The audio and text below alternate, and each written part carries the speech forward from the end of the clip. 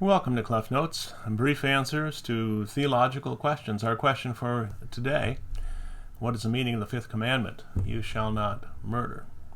Well, simply put, as it is put in the small catechism, it's something like, we should fear and love God so that we not hurt or harm our neighbor in his body, but help and support him in every physical need. That seems pretty straightforward.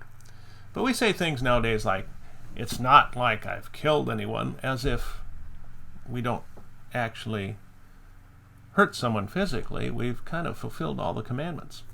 And that we're not that bad of a person if we haven't physically killed somebody. But in reality, the Fifth Commandment goes much deeper than that.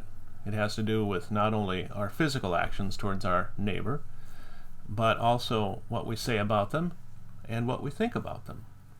So not only does the Fifth Commandment forbid that we physically harm our neighbor, but also that we say things that would lead to the harm of that neighbor, or that we think things that would lead to the harm of our neighbor. And on top of that, not only are we not to do these things to our neighbor, but we're also to do the things that help our neighbor avoid not simply death, but misery and suffering physically. And of course, on top of all of this, this commandment really applies to not simply our neighbor, who we easily can love and serve, but it applies to our enemy. It applies to our enemy.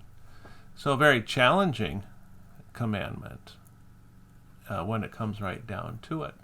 How is it that we view the person next to us? How is it that we view the person next to us that we don't care for? That's what the Fifth Commandment addresses. I hope that helps, and I hope you can join me next time on CLEF Notes.